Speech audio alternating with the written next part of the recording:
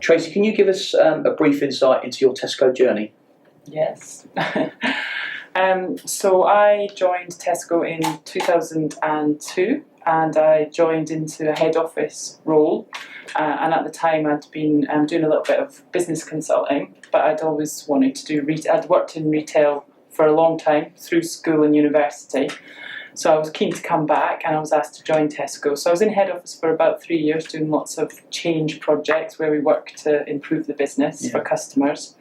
And then I was asked whether I would be interested in giving operations a shot, so going out and being a store manager, which at the time felt like a good challenge, but one that I was up for. And so I went out into London and I trained for a little bit of time, and then became the store manager of Hammersmith Brook Green, which is one of our large stores in London. Yeah. And at that time it was a tricky shop because it had very big .com business, and it was very different to the world today.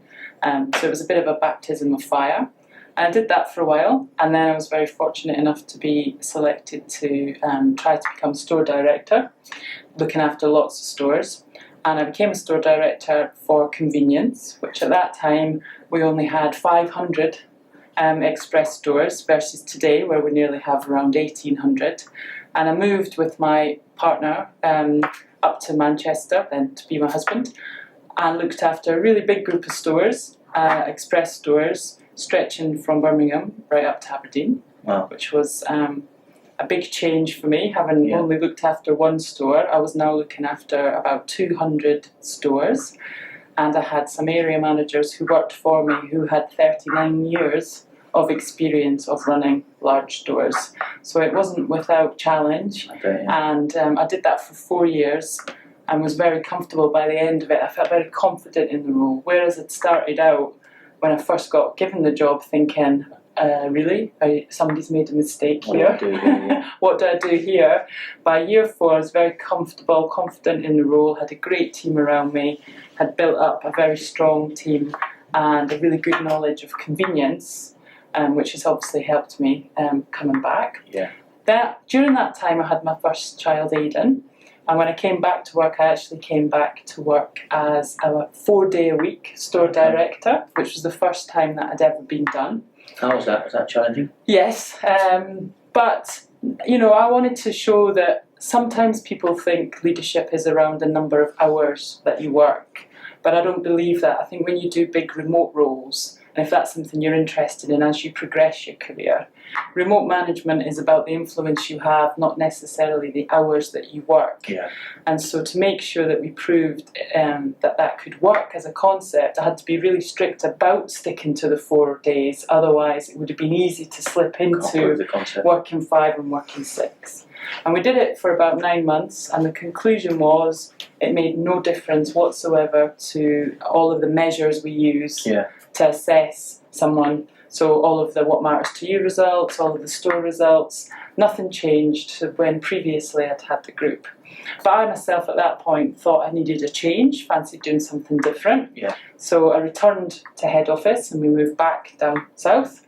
And I came into head office about 6 or 7 years ago now. And first of all, I led a piece of work looking at convenience stores, express, and trying to improve them for customers. So some of the things we see today in terms of how we design our stores, how we build them around missions, and how we think about how customers shop them, we did that work.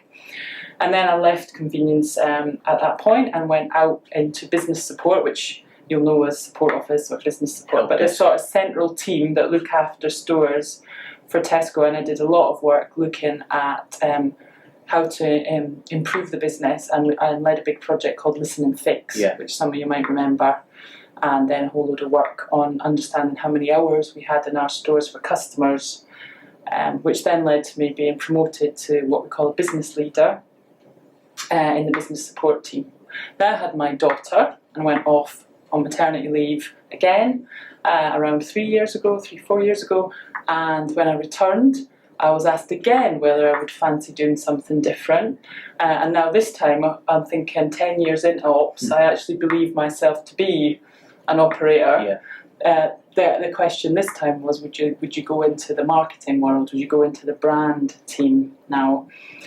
for me, I've always been on the operations side at Tesco, but I've had a deep passion and interest in everything to do with customers.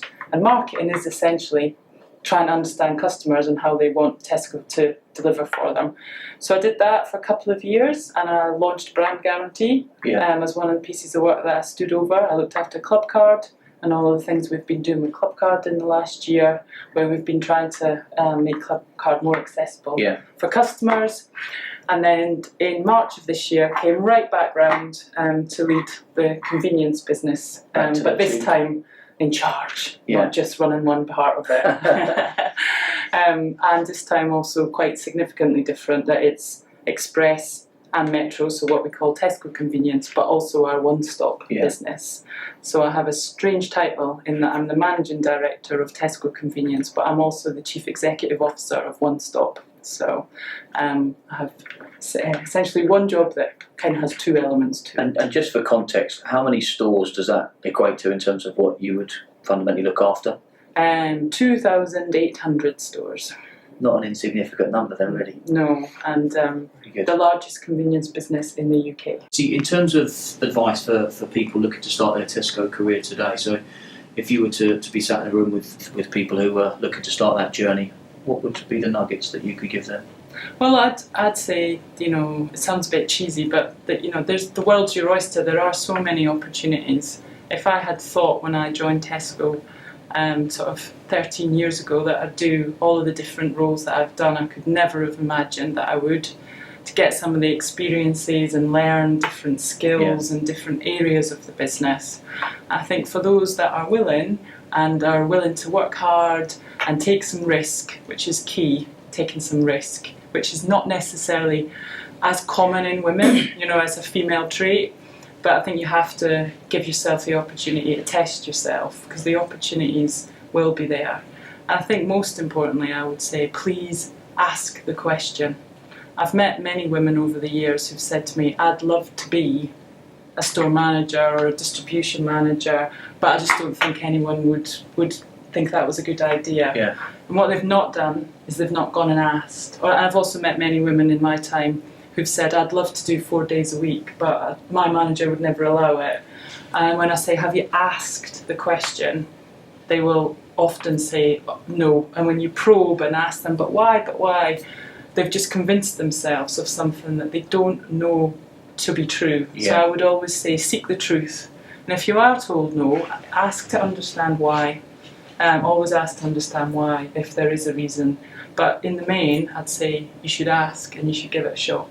Okay, great. And as a woman in business, do you think you've had to try harder or do things differently to your male counterparts to get to where you've got?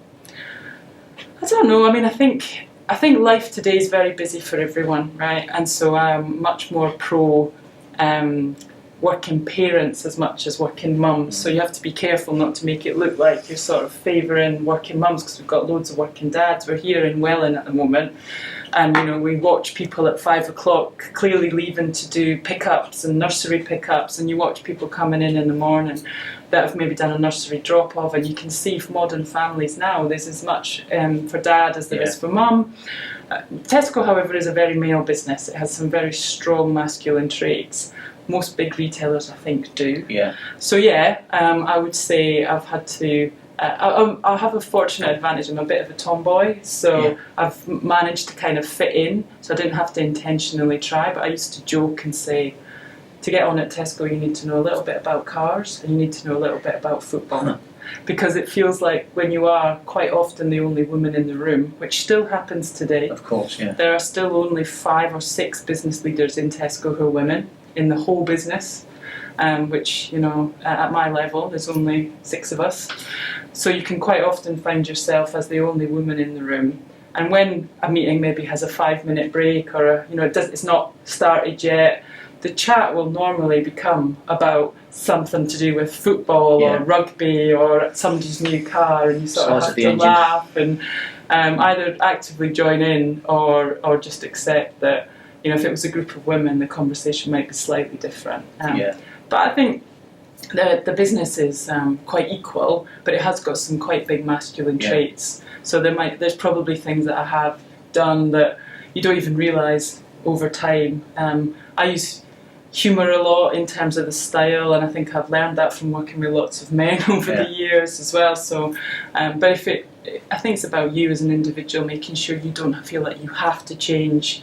I would never advocate that. I was lucky that my sort of personality fitted quite well with Tesco, but I've seen lots of other women who wouldn't say that and have absolutely stuck to what they are passionate about, that whether that be how they dress, and lots of things, whether they're really interested in fashion. They've not toned down just because they work in a quite male environment, but you just got to be true to yourself. I think that's the advice again that I would give. Brilliant. And one final question has just dawned on me. As a business leader, particularly within Tesco's, how important do you think it is to have a diverse workforce? I mean, I think it's crucial. So we have a big opportunity in London, as actually the London group is different to the rest of the UK. So if we think of Tesco at a big business level, about 60% of our colleagues are women, and about 65% of customers, most importantly, are women. What we also know is when they talk about purchasing decisions, another 10% of those purchasing decisions are made by women, but they may be taken by men. So just to explain, that might be your wife, Adrian, saying, make sure you bring back milk and bread tonight and that's quite for dinner. You will be the person purchasing, but that purchasing decision is actually made somewhere by a woman. So the importance for Tesco to have a diverse workforce that reflects its customer base is really, really key. And for me, I actually think it's a sort of competitive advantage, because if you've got a diverse workforce, you understand your customer base better. You'll then have better customer empathy, because you know how it feels to be a working dad or a working mum or a single mum, and then you can use that information to develop the things that those type of people want. And if you're only all from one type of background, you're going to be very blinkered. So I think it's absolutely crucial for Tesco to have a very diverse workforce to meet the needs, particularly in London, where we serve millions of customers from a huge variety of backgrounds. It's really key for us. Brilliant.